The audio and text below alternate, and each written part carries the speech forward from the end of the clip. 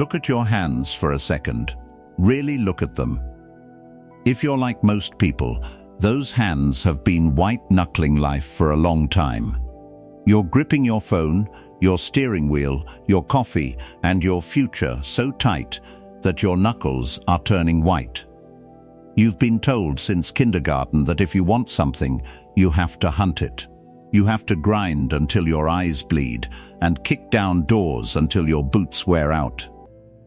We've turned life into a 24/7 wrestling match with destiny, and honestly, you're losing. Not because you're weak, but because you're exhausted. Here's the cold, hard truth that nobody in those flashy hustle culture TikToks will ever tell you. The more you desperately chase something, the faster it runs away. It's like trying to catch a stray cat. If you run at it screaming and waving your arms, that cat is gone before you can blink. But if you sit down, get still, and just exist, eventually that cat gets curious. It starts walking toward you. The ancient Stoics, guys like Marcus Aurelius and Epictetus, weren't just some dusty philosophers in tunics. They were the original life hackers. They figured out a psychological backdoor to the universe. They realized that the secret to getting everything you want isn't manifesting it through wishful thinking or burning yourself out at a desk. It's about a radical shift in your internal gravity. They learned how to stop being the hunter and start being the mountain. The mountain doesn't move, yet everything comes to it. Think about your life right now. Think about that one thing you want so badly it keeps you up at 2 a.m. Maybe it's a better paycheck, a person who finally sees your worth, or just a moment of peace where your brain isn't screaming about your to-do list. You've been fighting for it, right? You've been stressed, anxious, and checking your notifications like a crack addict, hoping for a hit of good news. And how has that worked out? You're probably more stressed and further away from that goal than when you started. Stoicism isn't about giving up. It's about giving in to a different kind of power. It's about understanding that your anxiety is actually a repellent. When you're desperate, you give off a vibe that screams unstable. Whether it's a job interview or a first date, people can smell that desperation from a mile away. It's a survival instinct. We move away from things that are frantic, and we move toward things that are solid. Imagine you're standing in a pool of water. You want to see the bottom clearly. What do? If you start splashing around, hitting the water, and trying to force the ripples to stop, you just make it worse. The mud kicks up, the bubbles block your view, and you're left standing in a mess. But if you just stand still, if you just let your hands drop to your sides, the ripples fade. The mud settles. The water becomes like a mirror. Suddenly, you can see everything. That's what we're doing today. We're going to stop the splashing. We are going to look at the psychological mechanics of non-attachment. This isn't some woo-woo magic trick. This is high-level emotional intelligence used by emperors and slaves alike to conquer the world without breaking a sweat. We are going to talk about why wanting is actually your biggest obstacle to having. You've been playing the game on hard mode because you thought that's what you were supposed to do. You thought the stress was a sign of progress. It's not. It's a sign of friction. And in the next few minutes, I'm going to show you how to oil the gears of your life so everything starts sliding toward you effortlessly.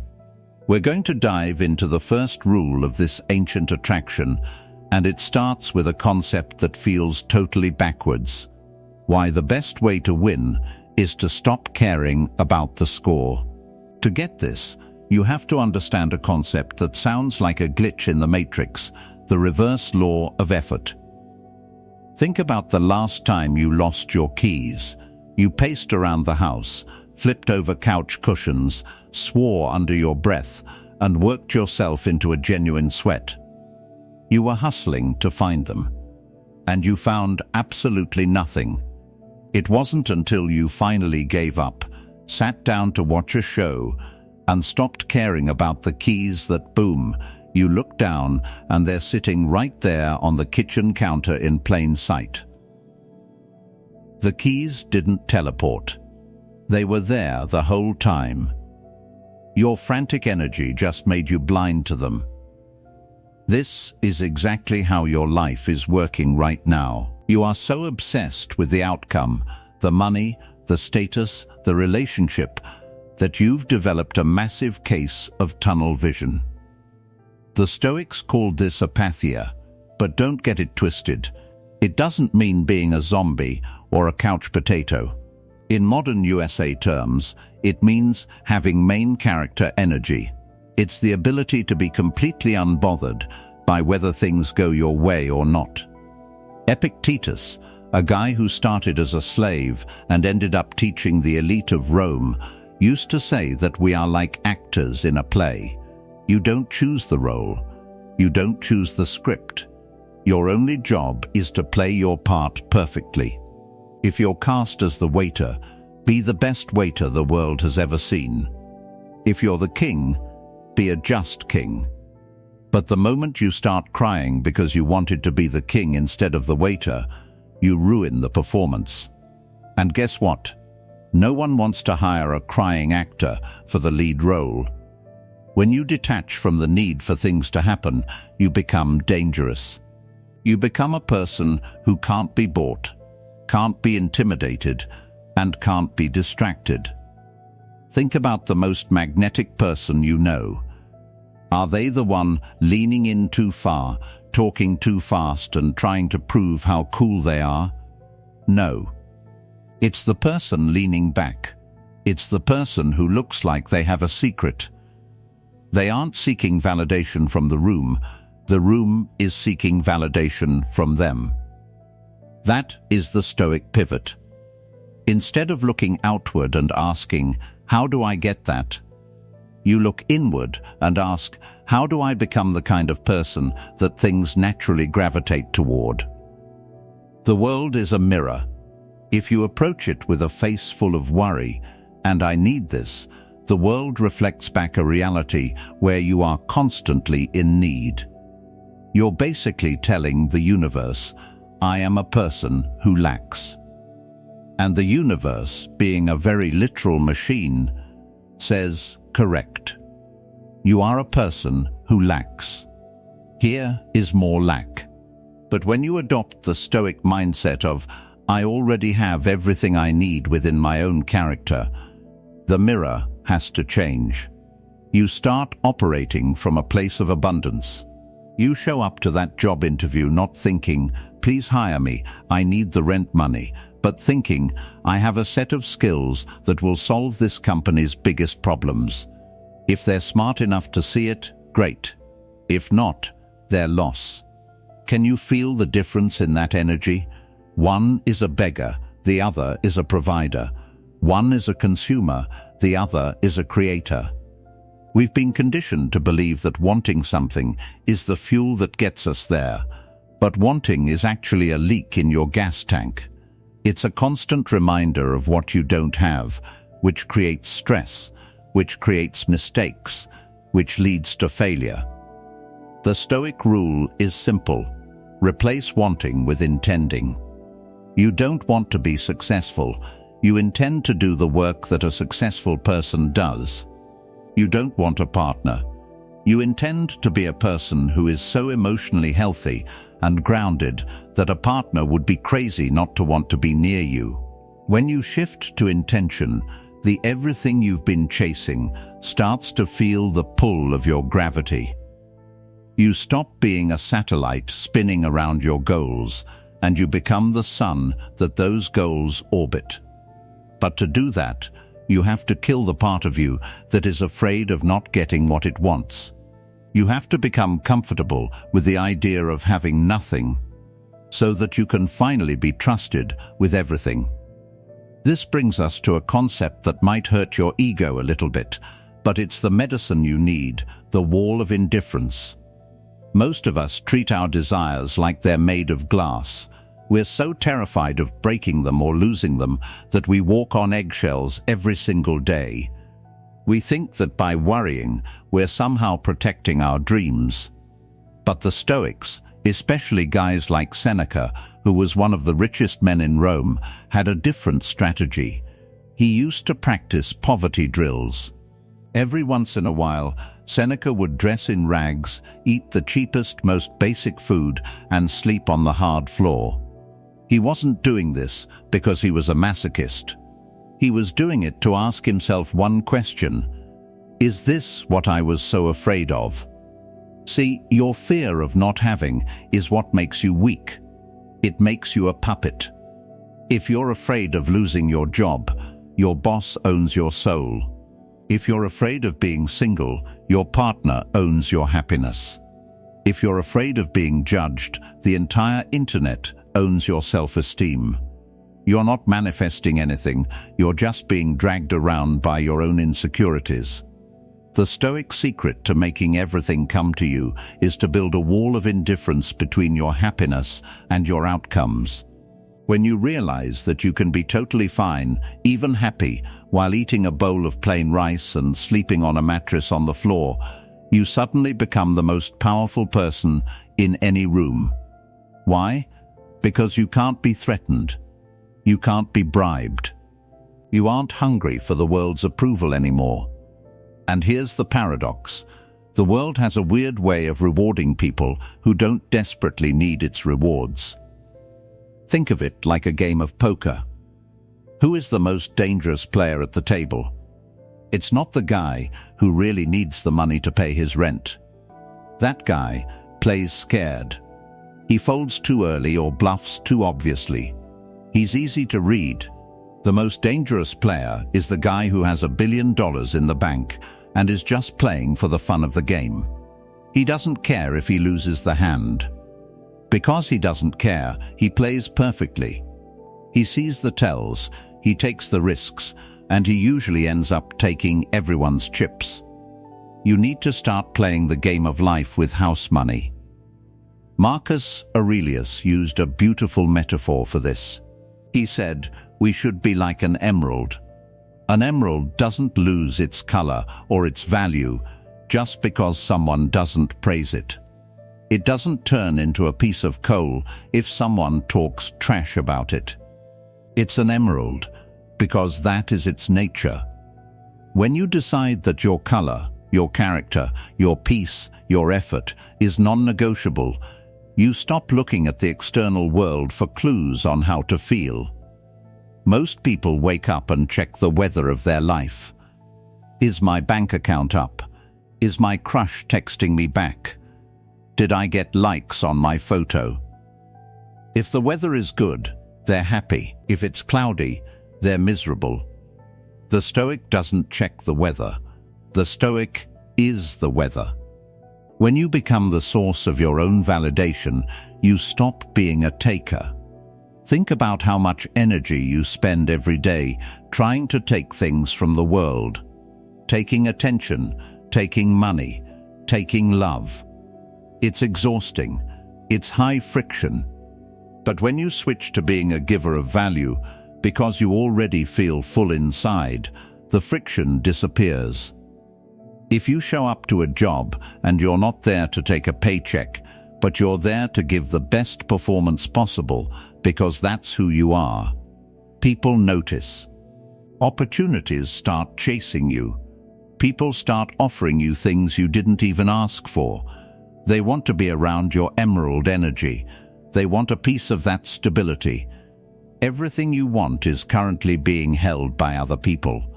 And people are instinctively drawn to strength and repelled by neediness. By building this wall of indifference, you aren't becoming cold, you're becoming solid. You're telling the universe, I'm good either way. And that's usually when the universe decides to give you the keys to the kingdom. Now, let's talk about the trap of the future. This is where 99% of people fail. We spend our entire lives living in a mental movie trailer for a film that hasn't been released yet. We're constantly thinking, once I get that promotion, then I'll be happy, or once I find the one, then I'll feel complete. The Stoics had a name for this. They called it a self-imposed prison. By focusing on the then, you are murdering the now. And the now is the only place where you actually have any power. Imagine you're a professional archer. If you're standing at the line and all you're thinking about is the trophy, the crowd's applause, and the headline in the newspaper tomorrow, your hand is going to shake. You're attached to the result. But if you're a Stoic archer, you realize something profound. Once the arrow leaves the bow, it is no longer your business. The wind could pick up, a bird could fly in the way, or the target could fall over. Your only job, your only true area of control, is the tension of the string, the stillness of your breath, and the focus of your eye. If you nail the process, the result usually takes care of itself. But if you obsess over the result, you ruin the process. This is why manifesting usually fails for people. They spend all day visualizing the trophy, the big house, the fast car, but they neglect the string, their daily habits, their focus, their discipline. They are trying to control things that are outside their reach. Marcus Aurelius used to say, "Do not let the future disturb you, for you will arrive there, if you must, with the same weapons of reason which today arm you against the present." In American terms, stop tripping. You've survived 100% of your bad days so far. You have the tools. But when you leak your energy into a hypothetical future, you're making yourself go bankrupt in the present. You're like a gambler betting money you don't even have yet. To make everything come to you, you have to become presently perfect. That means whatever is in front of you right now, whether it's a stack of dishes, a boring spreadsheet, or a workout, you do it with the intensity of a king. You treat the mundane like it's a sacred ritual. Why? Because how you do anything is how you do everything. If you can't be present with a $20 bill, you won't be present with $1 million. If you can't find peace in a small apartment, a mansion will just feel like a bigger cage. When you start crushing the now, people notice. The universe notices. It's like you're radiating a signal that says, "I am ready for more, because I have mastered this." It's the principle of the overfull cup. Most people are walking around with empty cups, begging for someone to fill them up. The Stoic focuses on filling their own cup through discipline and presence until it's overflowing. When your cup is overflowing, you don't have to go looking for people to give you opportunities. The overflow naturally spills onto everyone around you.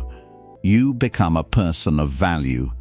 You become the person everyone wants to work with, talk to, and be near. Stop looking at the horizon. Look at your feet. What is the one thing you're supposed to be doing right now that you're avoiding because you're too busy dreaming about a someday that doesn't exist? Do that thing with total, unshakable focus. That focus is a magnet. It pulls the future toward you at 100 miles per hour, while everyone else is still standing at the starting line, wishing and hoping. Now, we have to address the glitch in the system that most people are terrified of: obstacles. In our modern world, when something goes wrong, a flat tire, a missed promotion, a breakup, we treat it like a personal insult from the universe. We get angry, we play the victim, and we start looking for someone to blame. We think these obstacles are stopping us from getting what we want. But the Stoics had a perspective that sounds like a superpower. Marcus Aurelius famously wrote, "The impediment to action advances action. What stands in the way becomes the way." In plain English, the obstacle isn't blocking the path. The obstacle is the path. Think about a fire. If you have a tiny flickering candle flame and you throw a bucket of water on it, or even a heavy log, the fire goes out.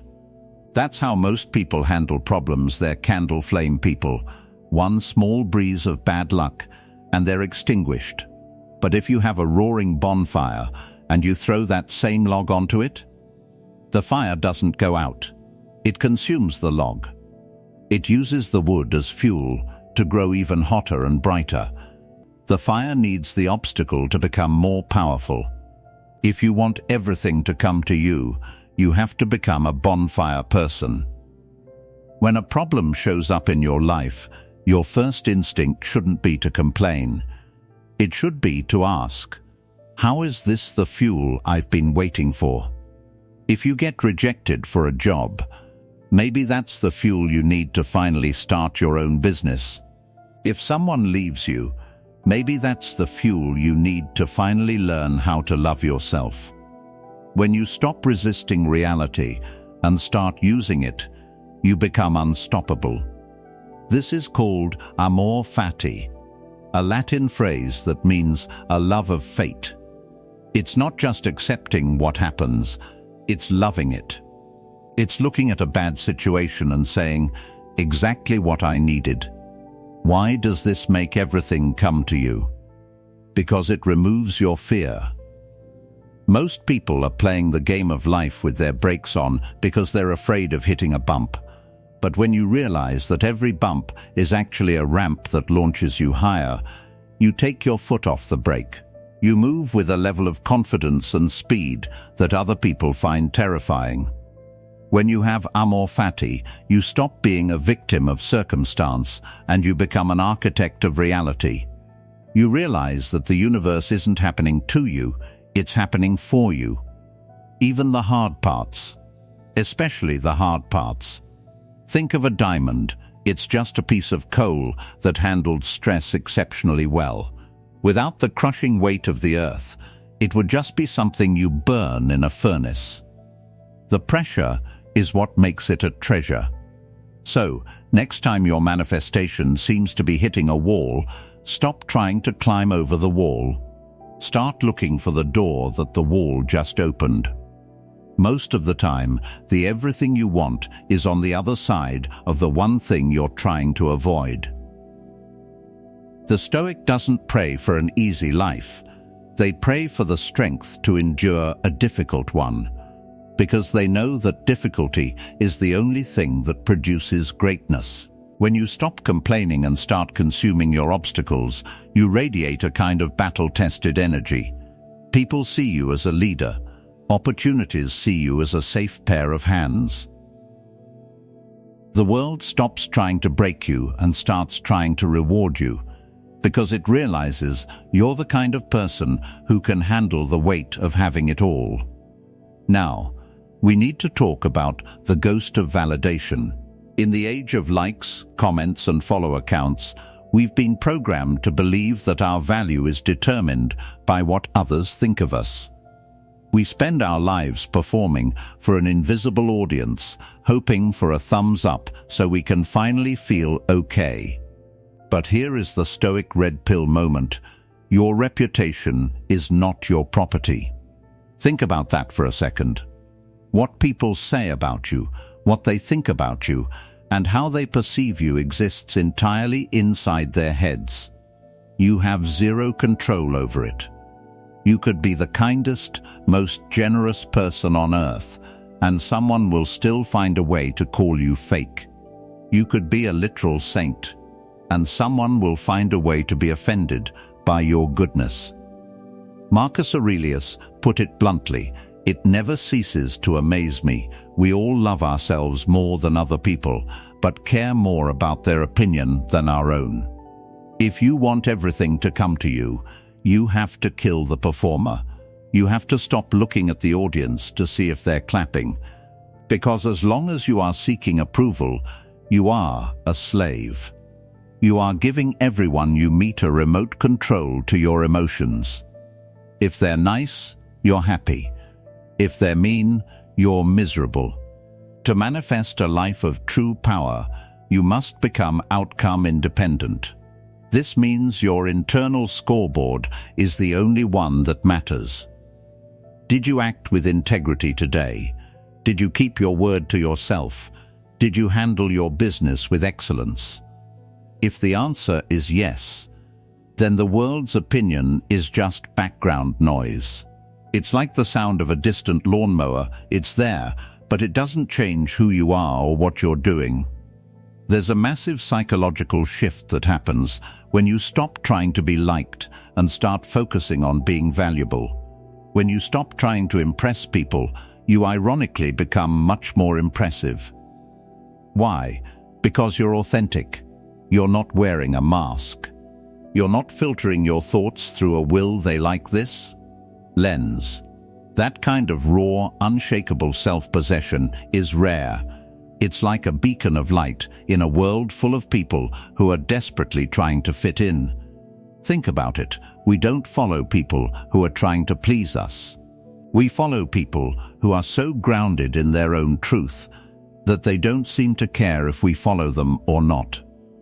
By detaching from the need for validation, you clear out the mental clutter that's been blocking your progress. You stop wasting energy on image management and start dumping all that fuel into your actual work, your health, and your growth. When you are no longer for sale, meaning you can't be bought with praise or crushed by criticism, you become a focal point for success. High-value people and high-value opportunities aren't looking for people-pleasers. They are looking for anchors.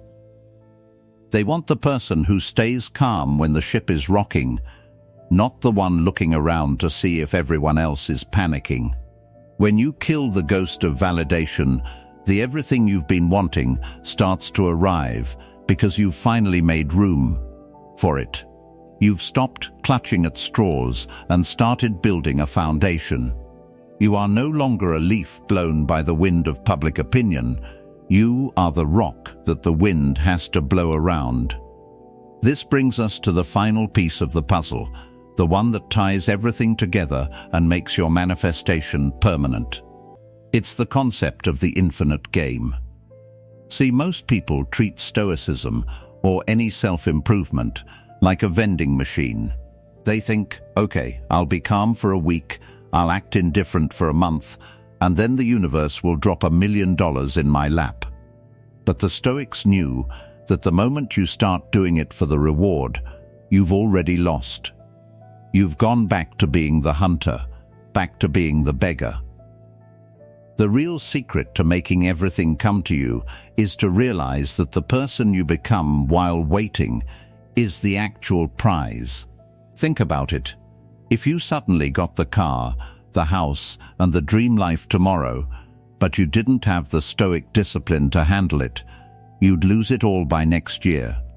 You've seen it happen to lottery winners and child stars. They got the stuff, but they didn't have the soul to match it. The universe isn't holding out on you because it's mean. It's holding out on you because it's waiting for you to be ready to carry the weight of your own dreams. Success isn't something you get. It's something you attract by the person you become.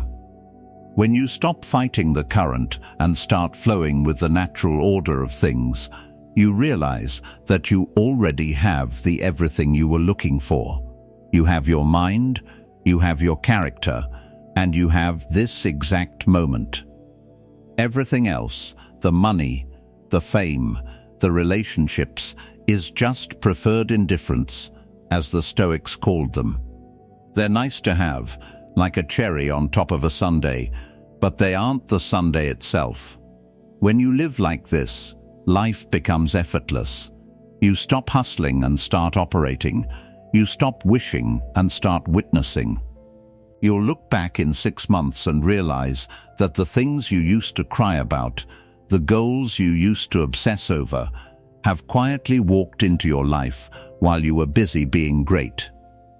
You've stopped chasing the cat. You've sat down. You've become still. And now, the world is purring at your feet. This is the Stoic way. It's not about magic. It's about mechanics. It's about becoming so solid that the world has no choice but to orbit around you. You are the mountain. You are the emerald.